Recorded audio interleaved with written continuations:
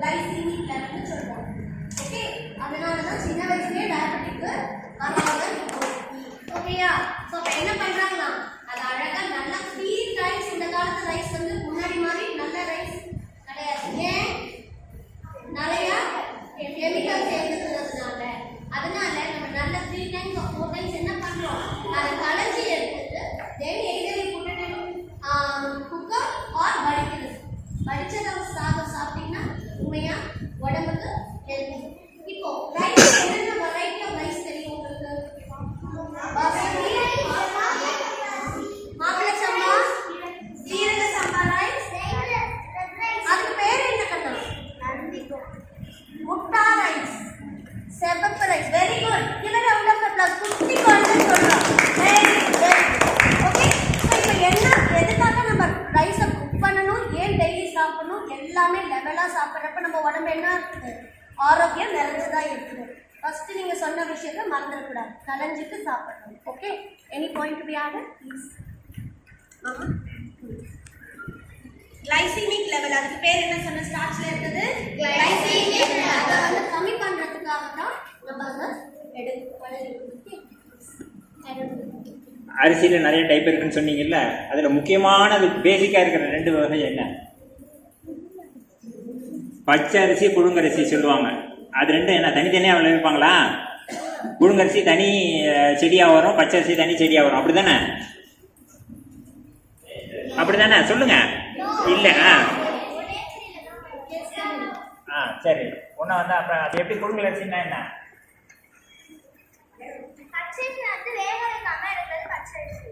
எதை வேக வைக்கிறோம்? வேக வைக்காம வெரி குட் வெரி குட். புழுங்கல் அரிசின்றது என்ன பண்ணுவாங்க, அந்த காலத்தில் பெரிய பெரிய அண்டாவாக இருக்கும், அதில் நெல்லையே வேக வைப்பாங்க முதல்ல. அதை புழுங்கல்னு சொல்லுவாங்க. அதனால தான் அதுலேருந்து தான் புழுங்கல் அரிசின்னு வருது. அதை புழுங்க வச்சுட்டு அதுக்கப்புறம் திருப்பி ட்ரை பண்ணுவாங்க. அதுக்கப்புறம் மிஷினுக்கு எடுத்துகிட்டு போவாங்க. காலையில் ஒன்று காமிச்சாங்க, ஞாபகம் இருக்கா?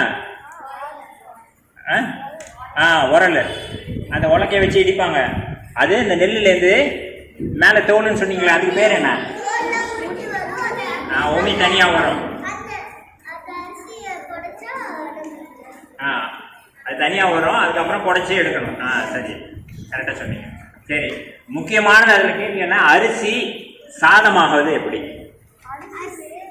வேகுது? அந்த வேகுதுன்றதுல என்ன ப்ராசஸ் நடக்குது?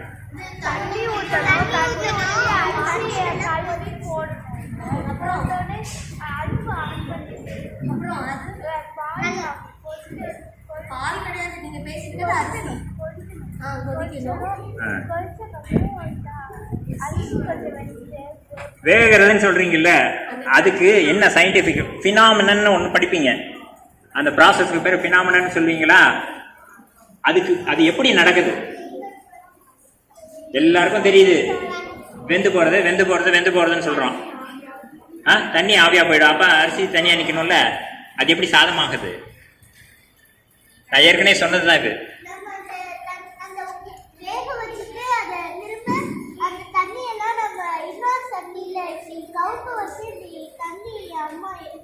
அது சரிம்மா, அதெல்லாம் சரி. அது சாதமா எப்படி சாஃப்டா ஆகுது?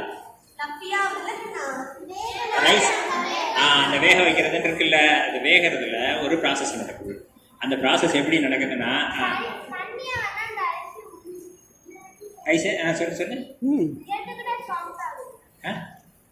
ஏற்கனவே சொன்னேனே, காஃபி ஒன்று சொன்னேன்.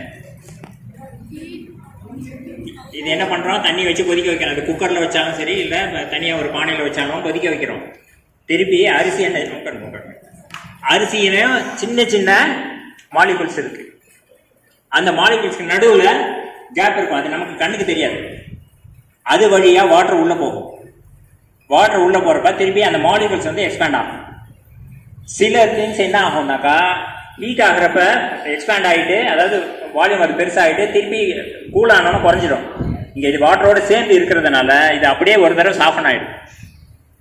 எக்ஸ்பேண்ட் ஆகிட்டு அப்படியே சாஃபன் ஆகிடும். புரியுதா? அதுதான் வந்து நெல்லுலேருந்து சாதமாகிறது வெந்து போகிறதுன்றது ப்ராசஸ். அதுதான் என்னது, heating of molecules and expanding of molecules தான். இந்த மாலிகுல்ஸ் மூலப்பொருள்ன்றது எல்லாமே ஹீட் பண்ணுறதுல வர ப்ராசஸ் தான். ஈவன் பின்னாடியே சொல்ல போகிறோம், காய்கறி வெந்து போகிறதுன்னு சொல்கிறோம்ல, அதுவும் அதே தான். சரியா? அடுத்த கேள்வி போமா. தயிர் எவ்வாறு உருவாகிறது?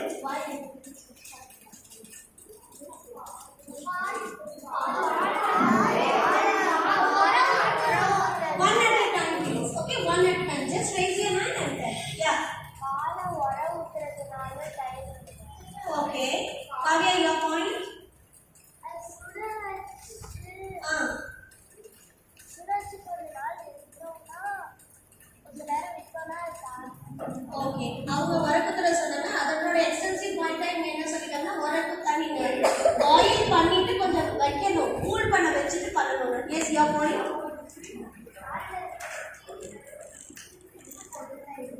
புரியல? ஓகே, அந்த நுண்ணுயிர்கள் சொன்னீங்க.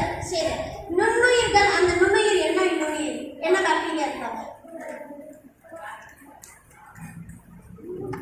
லாக்டோபெசிலஸ். என்ன சொன்ன, மில்க்ல என்ன இருக்குங்க?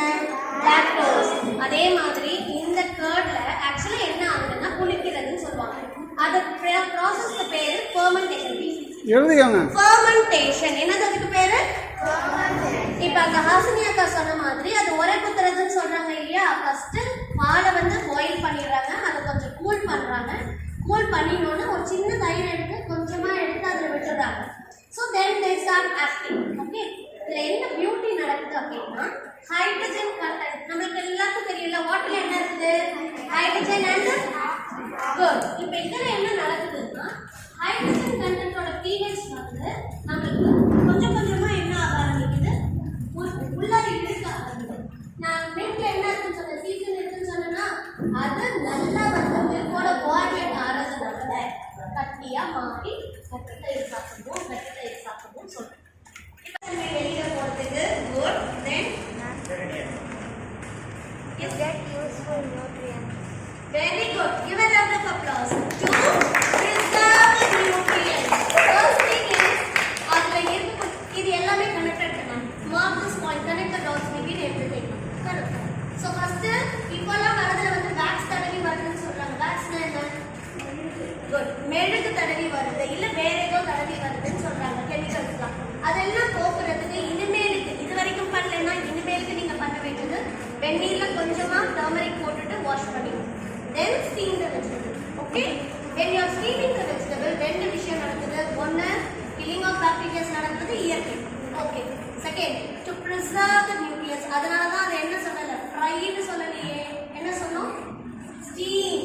why are we cooking and steaming? அதுக்காக அந்த நேச்சுரல் ஃப்ளேவர்ஸ் அதுக்குள்ளாரே வச்சுக்கிறதுக்கு தான் நம்ம பண்றோம். ரெண்டாவது கேலரிஸை வந்து பர்ன் பண்ணுவோம். ஒரு விஷயத்தை சுடுறோம் அப்படின்னா அதில் இருக்கிற நேச்சுரலாக இருக்கிற தன்மை என்ன ஆகுது, பாதி வெளியேற்றம் பண்ணுதா இல்லையா? அந்த மாதிரி இதில் என்ன பண்ணுது, சில கேலரிஸ் அது என்ன பண்ணிடுமா, பர்ன் பண்ணிடும். What is calories? It's gives energy to your body. அதான் அந்த யூனிட்ல மெஷர் பண்ணுறது கேலரி. அது ரொம்ப சயின்ஸ்க்கு போல, பட் தெரிஞ்ச தேவையான விஷயத்தை மட்டும் நம்ம தெரிஞ்சுக்கணும். Okay, fine. நிறைய தண்ணி போடுவோமா கம்மியாக தண்ணி போடுவோமா அதில் வேக வைக்கிறதுக்கு? எவ்வளோ காய்கறி இருக்கோ அவ்வளோ அளவுக்கு தான் அந்த தண்ணி ஊற்றணும். ஏன் அப்படின்னா அப்பதான் நம்ம விசில் போடுறப்பையோ இல்லை